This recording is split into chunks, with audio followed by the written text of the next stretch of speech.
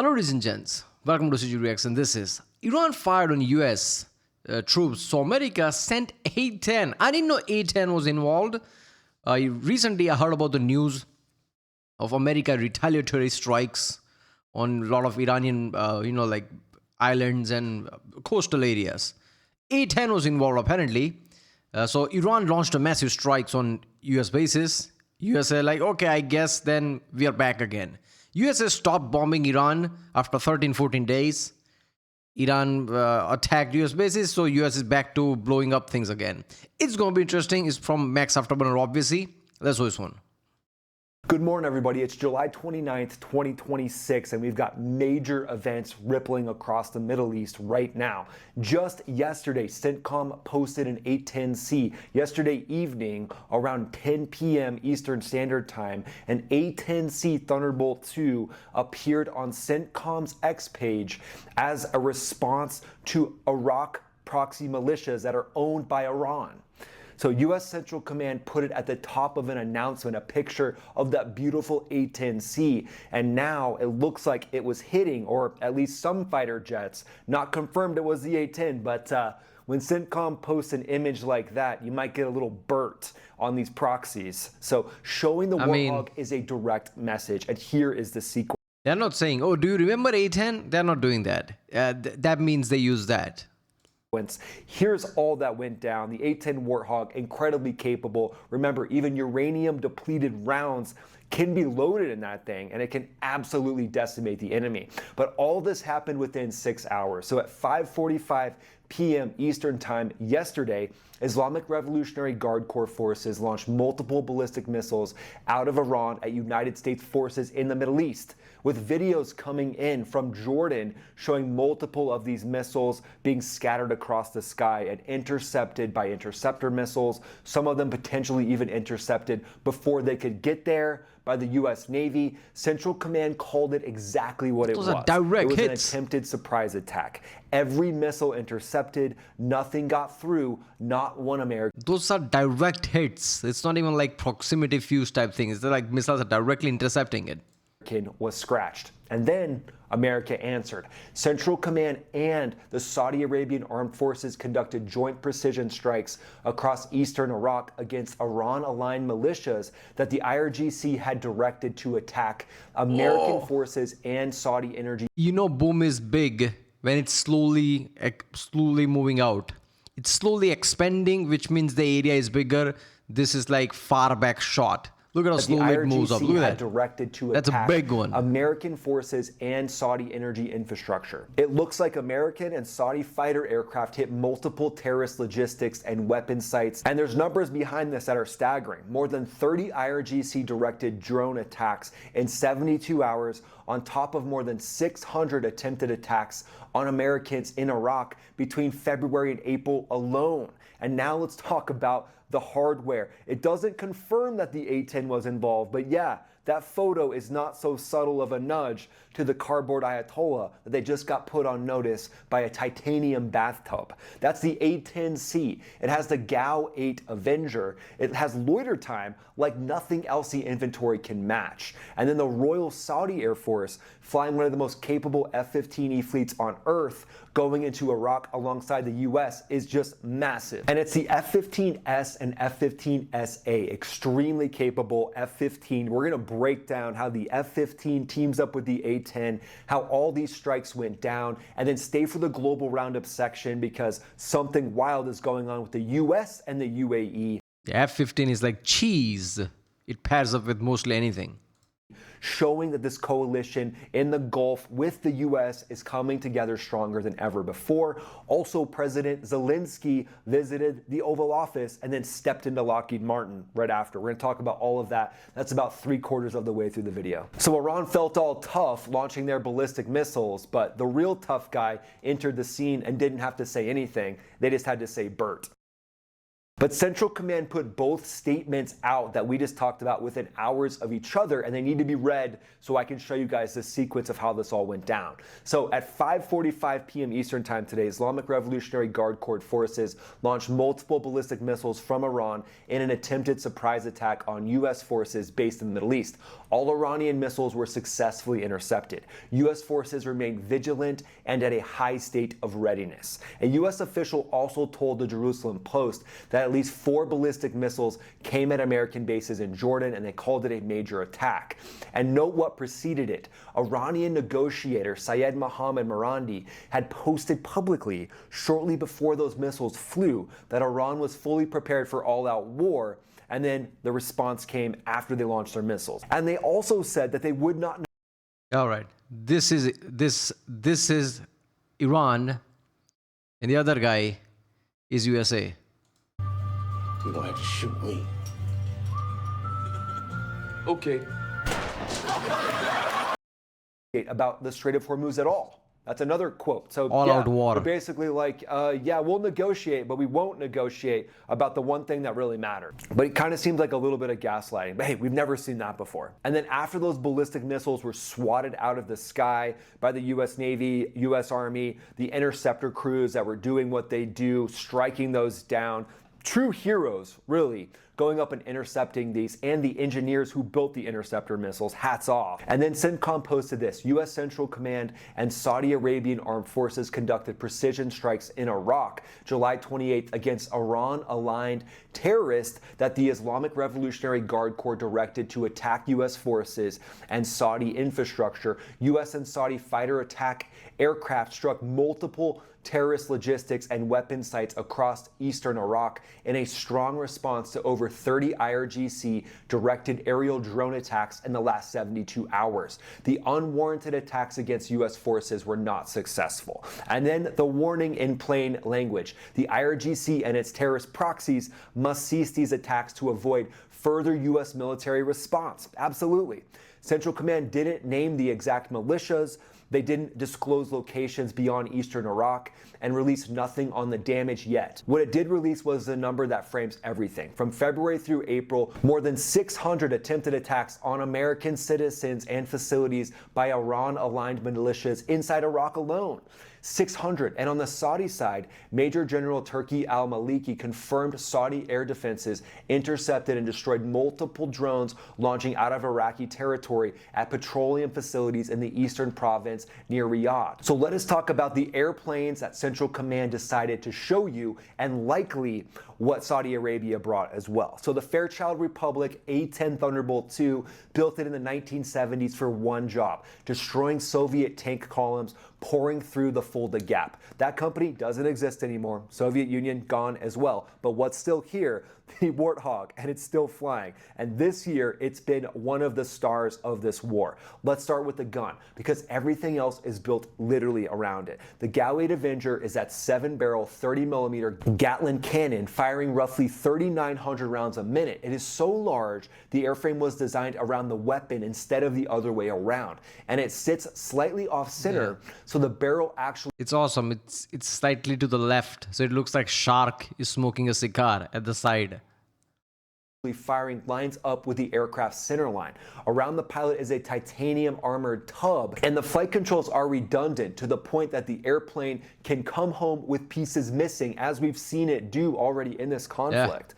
And the most valuable thing here that it does, maybe the least dramatic, but amazing, is that it can loiter. Central Command said exactly that in its own post. The A-10 can loiter for hours, standing by and ready to execute a mission whenever needed. And that matters for this exact mission, because you're hunting militia logistics scattered across eastern Iraq, not necessarily fixed installations with a runway and a control tower, but think compounds, sheds, Toyota Hiluxes. Yeah, if you see a whole bunch of Toyota Hiluxes, yeah, kind of calling a spade a spade. Anywhere there's terrorists operating. Yeah, not that Hilux. It's the old one. If they're using that Hilux, like, apparently they have a higher budget now. around the globe, there's going to be a fleet of Toyota Hiluxes for sure. But then think about the parts that these teams use, maybe mortars, different rounds that they use, and then obviously drones. So you don't solve that with necessarily only fast movers doing 500 knots in one pass. You solve it with something that gets overhead, stays overhead, sorts what it's looking at, and hits precisely what needs to be hit. I mean, both do the job incredibly well, because again, the F-15 from Saudi is highly capable, and then likely F-35s, F-16s, F-15Es. We don't know the exact fighters yet, but I love the foreshadowing that CENTCOM gave us with that picture of the A-10. And remember, during Operation Epic Fury, the original part of the war, General Dan Kane, chairman of the Joint Chiefs of Staff, told us at a Pentagon briefing that the A-10 is now in the fight across the southern flank, hunting Iranian fast attack craft in the Strait of Hormuz. And here's the kicker. This airplane was supposed to be gone. Congress, though, blocked the retirement, mandating 103 airframes through September. Then on April 20th, the Secretary of the Air Force announced 3 squadrons would keep flying through 2030 to preserve combat power until the Defense Industrial Base ramps up aircraft production. So that's just amazing, knowing the A-10 will be around until 2030. I mean, that's a good element all around. I would say you don't have a replacement for A-10. F-16 is not a replacement. You shouldn't stop it now.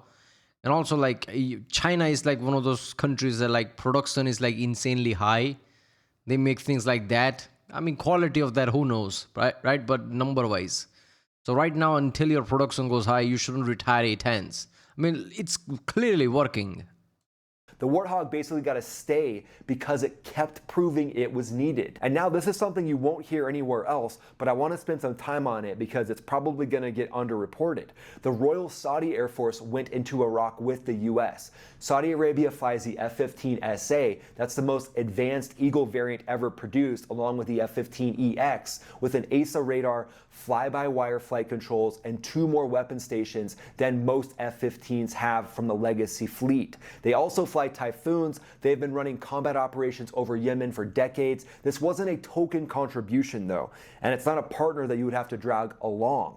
They're highly capable. I know some of these pilots myself, and I've seen the way that they operate in Riyadh. Wait a minute, does that mean the Saudi has the most advanced F-15? Because EX isn't like fully operational, like in Air Force, as far as I know, right? It's like under process, like they're making it. It's not fully integrated. So Saudi already has this apparently. Like, these are high-level fighter pilots in coordination with Central Command, and they reserve the right to respond further at the time and place of their choosing because they're getting struck by these Iraqi militias. This is a professional military doing this by the book, and now they're right alongside lockstep with the United States. Seeing a Gulf partner step up and have the backbone to unleash their fighter jets along with U.S. fighters is just great to see. I mean, it's downright inspiring. Some people might say one of the challenging things... I mean, they should have done much more than they did. Like, too many times Iran bombed them and they're like, I don't know, we'll talk to America, I guess. I don't know. They need to sign a pact with Pakistan to defend them. These are the countries that you think of as like one of the richest on the planet. At least they flex like that.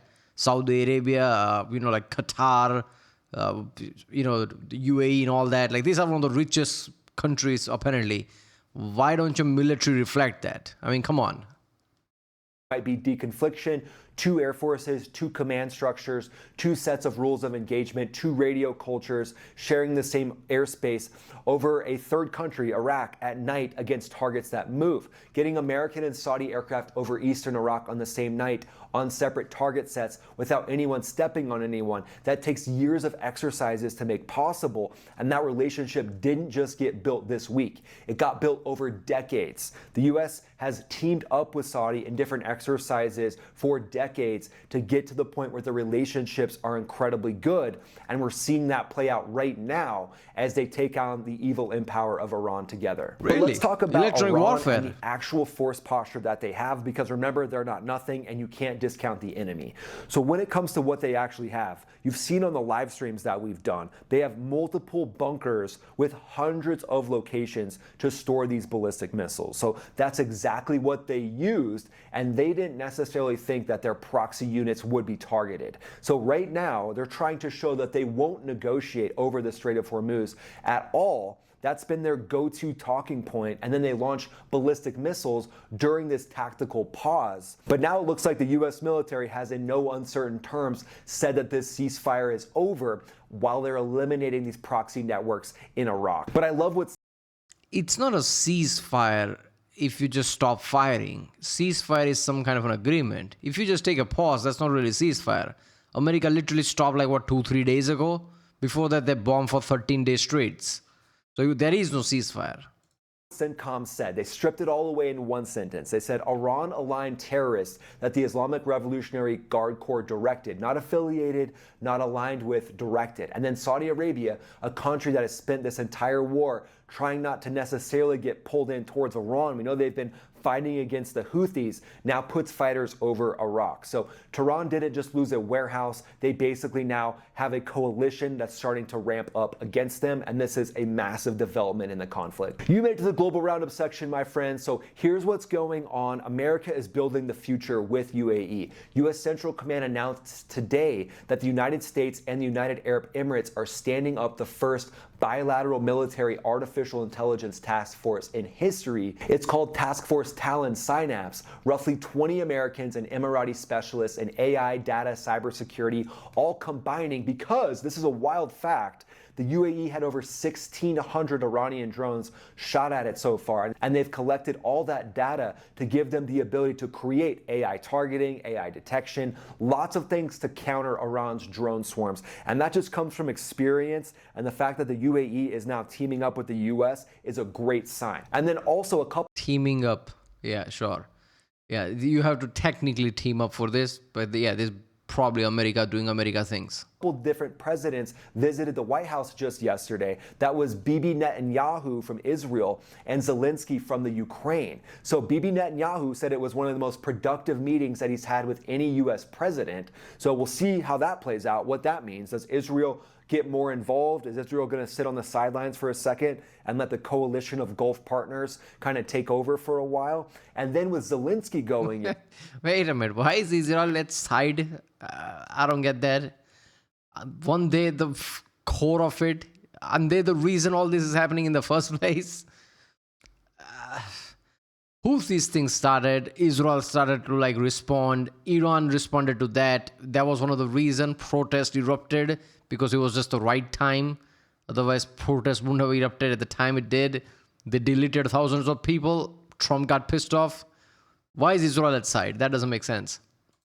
And here's the kicker to this. After the meeting with President Trump, he was said to have met with CEOs of Lockheed Martin, but he wasn't asking for missiles. He was asking for the license to build them, which has been pre-approved through the Trump administration from the reports that we've seen. So that means more ability to counter Russia with the Patriot interceptor missile. You made it to the 40. That is bigger thing than buying is making yourself, which is not a joke. No country agrees to that until they're really good relation. This is basically you giving your blueprint to them. Okay, fine, here's a thing. Here's our R&D that we spend generations of technology and money into it. Here's R&D, just make yourself, right? I guess you need it. That's a big deal, which means Ukraine can just pour into production, and they have very high-end, high-tech equipment from America. They don't have to rely on America to supply them.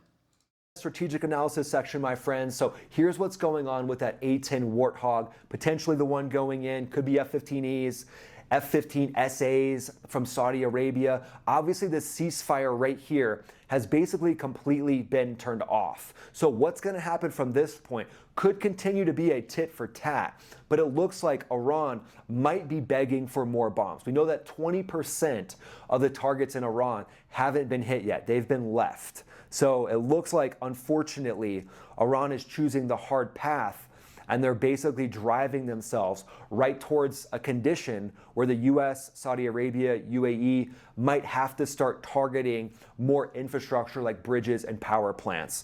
Hopefully, that is what's coming. Power plants, bridges, key infrastructure. That is after part because civilians will be affected because of it. It might create a crisis. Free people of Iran can get armed one of these days soon. That would be incredible. If they could get armed, drop 100,000, 38. To me, that feels like how you gonna do that? Maybe CIA can do that. I don't know. Specials. You guys heard me say that before.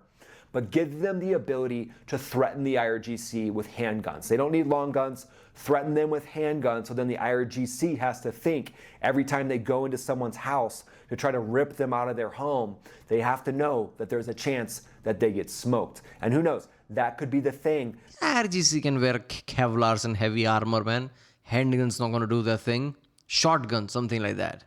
That pushes this conflict into something where now the A-10 Warthog, F-15E, F-15SA could be flying close air support with military advisors and other air assets to help support the free people of Iran take their country back. Now, I know that's not an easy thing to do. I know that's a big ask. So we'll see how that plays out. Would love to hear your thoughts.